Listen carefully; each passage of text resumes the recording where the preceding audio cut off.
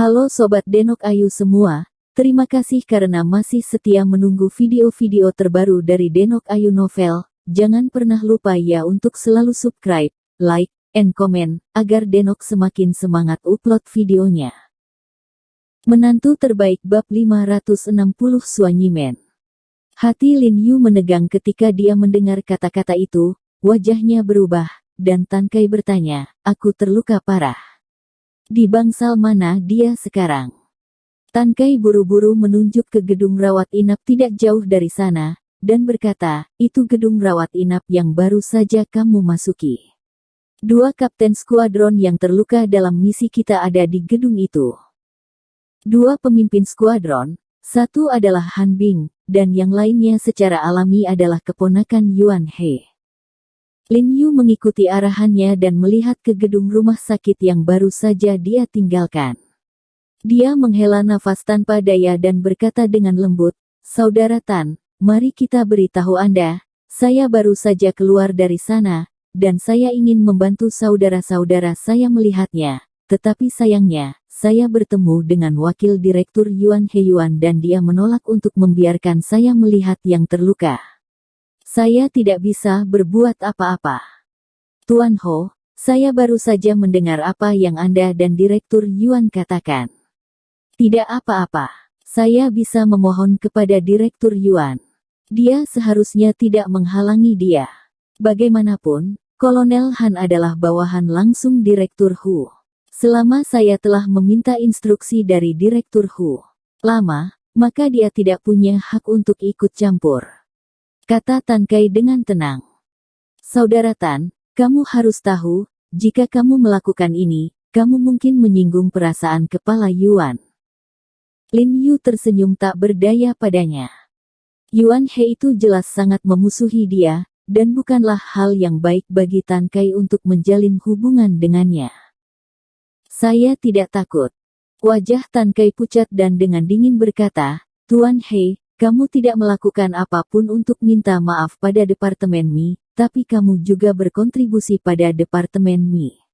Mereka menyingkirkanmu dengan cara ini, jujur saja, dan kehilangan hati nuranimu. Ya, Mayor He, kami semua tahu Anda telah dianiaya. Benar-benar tidak masuk akal bagi Direktur Yuan untuk melakukan ini. Kelompok orang Jepang itu jelas-jelas dibingkai dan ditanam. Mereka yang telah melakukan pekerjaan dengan baik akan dihukum, ini tidak adil. Beberapa rekan dari Departemen Intelijen Militer di belakang Tan Kai tidak dapat menahan diri untuk tidak berteriak pada Lin Yu. Mereka tahu bahwa jika Lin Yu dalam operasi ini, rekan-rekan mereka tidak akan memakan banyak korban, begitu pula kapten mereka. Terluka. Lin Yu sangat terharu ketika mendengar apa yang mereka katakan, dan tersenyum kepada mereka, saya tahu kasih sayang saudara-saudara saya. Anda tidak perlu merasa kasihan pada saya. Nyatanya, meninggalkan Departemen Intelijen Militer juga merupakan hal yang baik bagi saya. Saya merasa jauh lebih santai. Semuanya, jangan sebut aku bersalah di masa depan, ini tidak baik untukmu. Tan Kai mengepalkan tinjunya, menghela nafas sedikit, dan berkata kepada Lin Yu, Tuan Ho, bagaimanapun, tolong ikuti saya untuk melihat Kolonel Han. Tolong selamatkan dia. Beberapa rekan kita sudah. Saudaraku Tan, kamu tidak perlu berkata apa-apa lagi, aku tahu. Lin Yu mengulurkan tangannya dan menyela, wajahnya tenggelam seperti saluran air, sebenarnya, saya benar-benar ingin membantu Kolonel Han, dan saya juga ingin membantu saudara-saudara, tetapi Kepala Yuan baru saja berkata bahwa dia telah menemukan dokter dari luar untuk merawat mereka. Mendengar apa yang dia maksud, dia sepertinya sangat percaya diri dengan dokter ini, jadi seharusnya tidak ada masalah besar. Kami baru saja mendengar, Tuan He, keterampilan medis Anda berada di puncak, yang dapat dibandingkan dengan para dukun di luar. Kami tidak dapat mempercayainya, jadi kami masih meminta Anda untuk menyembuhkan kapten kami. Tan Kai berkata dengan suara bersemangat bahwa dia telah mendengar tentang keterampilan medis Lin Yu, yang jelas merupakan puncak dunia pengobatan Tiongkok, jadi dia lebih bersedia untuk percaya pada Lin Yu daripada pada dokter liar yang Yuan dia tidak tahu di mana menemukannya. Saat mereka sedang berbincang, sebuah mobil hitam dengan foto-foto pemerintah melaju dengan cepat melewati mereka, lalu berhenti di depan gedung rawat inap tidak jauh dari situ. Getan, sepertinya itu mobil Direktur Yuan, kan? Seorang anggota tim di belakang Tan Kai mengenali mobil hitam itu dan berbisik kepada Tan Kai. Semua orang tidak bisa membantu tetapi melihat ke arah mobil hitam itu. Pengawal dari kopilot pengemudi di dalam mobil dengan cepat keluar dari mobil, bergegas turun dan membuka pintu, dan melihat seorang anak laki-laki berusia 14-5 tahun melompat dari kursi belakang, mengenakan jubah abu-abu, dan kemudian melihat hal yang sama. Sosok berjubah panjang berjalan keluar dari mobil, karena ia mengenakan jubah hitam dan dibalut erat dari ujung kepala hingga ujung kaki, sehingga semua orang tidak dapat melihat orang tersebut dengan jelas, kecuali dari sosoknya. Lihat, itu pasti laki-laki. Jubah hitam itu menyerahkan kotak obat di tangannya kepada anak laki-laki itu, memegang kendi tanah di tangannya, dan berjalan cepat menuju gedung rumah sakit. Begitu jubah hitam berjalan ke pintu masuk gedung rumah sakit, dia melihat Yuan He memimpin kerumunan untuk menyambutnya. Dia hangat dan sopan dengan jubah hitam dan menyuruhnya memasuki gedung rumah sakit. Namun, karena jaraknya, semua orang tidak mendengar apa yang dikatakan Yuan He kepada jubah hitam itu.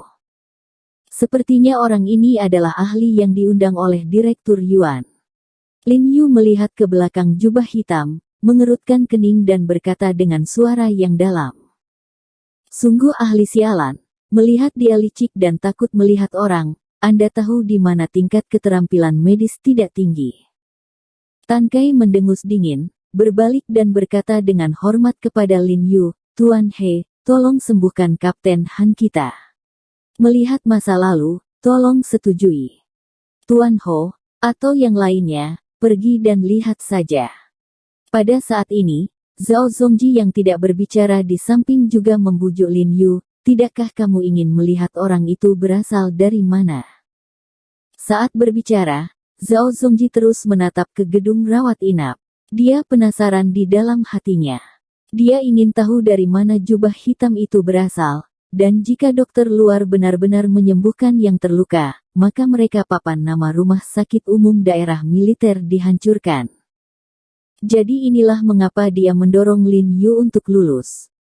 Lin Yu melihat bahwa Tan Kai sangat percaya pada dirinya sendiri dan mengingat kasih sayang antara Han Bing dan dirinya sendiri, jadi dia mengangguk dan berkata dengan suara yang dalam, Oke, aku akan pergi denganmu, tetapi temanku, He Jiarong, mengunjungi temanku Han Bing sebagai teman. Tidak ada hubungannya dengan departemen, tetapi premis masalah ini harus disetujui oleh Direktur Hu. Bisakah Anda menelepon Direktur Hu untuk melaporkannya dulu? Terima kasih Mayor He, tidak, Mer. He. Tan Kai sangat gembira ketika dia mendengar kata-kata itu, bergegas ke samping dan memutar nomor Hu Haifan.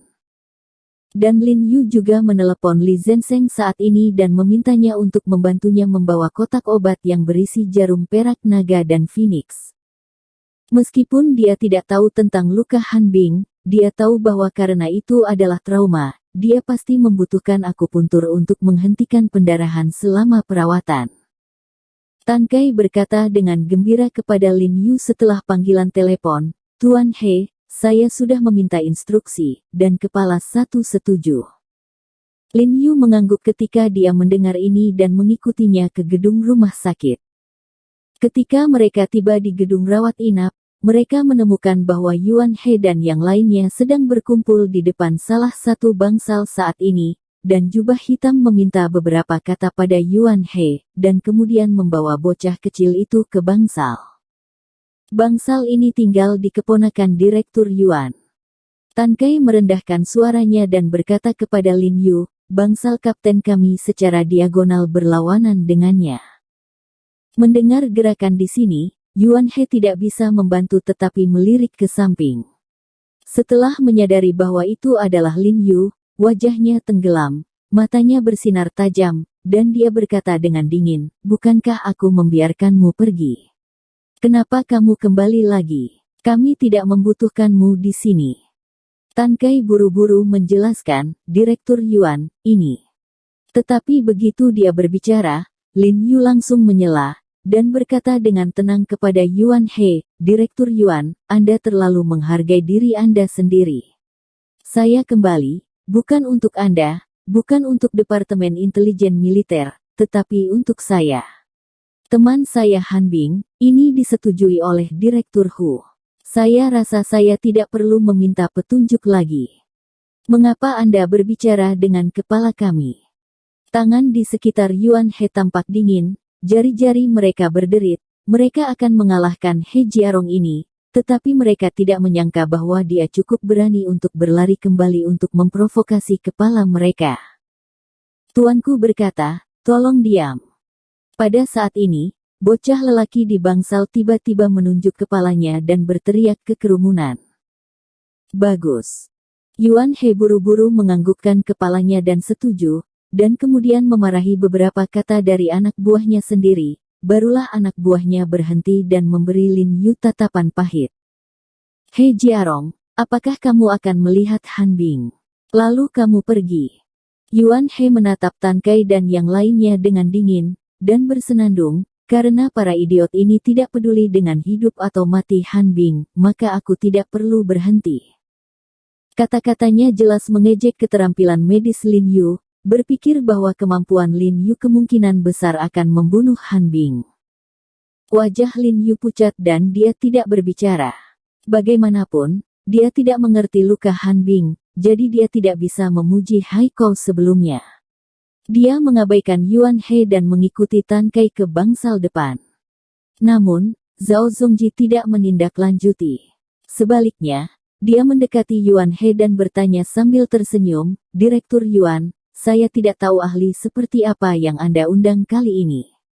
Menurut apa yang Anda maksud, sepertinya senior ini orang-orang pasti bisa menyembuhkan luka saudara-saudara kita di Departemen Intelijen Militer." "Tentu saja." Yuan He mengangkat kepalanya sedikit dengan arogan dan berkata, "Lao Zhao, sebagai orang di industri medis, terkadang cakrawala Anda perlu diperluas. Jangan berpikir bahwa langit yang Anda lihat dari dasar sumur adalah seluruh langit, langit yang sebenarnya. Tapi itu jauh lebih luas dari yang Anda pikirkan." Sepertinya beberapa orang berpikir bahwa ketika mereka menjadi presiden Asosiasi Pengobatan China, mereka berpikir bahwa mereka adalah yang terbaik di dunia dalam keterampilan medis. Itu sangat luar biasa dan konyol. Saat dia berbicara, dia melirik Lin Yu dengan mata dingin jelas. Ini adalah ejekan dari Zhao Zongji yang duduk di sumur, berpikir bahwa Lin Yu adalah puncak dunia medis, dan demikian pula, dia menertawakan Lin Yu karena terlalu merasa benar. Ya, kepala Yuan berkata. Zhao Zongji berkeringat banyak karena pelajaran Yuan He, dan hatinya juga kesal, tapi dia masih tidak berani menyerang. Dan dengan sabar bertanya, "Direktur Yuan, siapa orang ini di sana?" "Dia adalah anggota dari Dokter Misterius." Yuan He melirik Zhao Zongji dan berkata dengan ringan, "Pintu apa?" Zhao Zongji mengerutkan kening, seolah dia sangat aneh dengan nama ini. "Suanyimen." Namun, Lin Yu, yang berjalan ke pintu bangsal Han Bing, tiba-tiba gemetar saat mendengar ini. Bersambung. Terima kasih sahabat Denok yang sudah mendengarkan video ini. Jangan lupa like, comment, and subscribe ya. Terima kasih.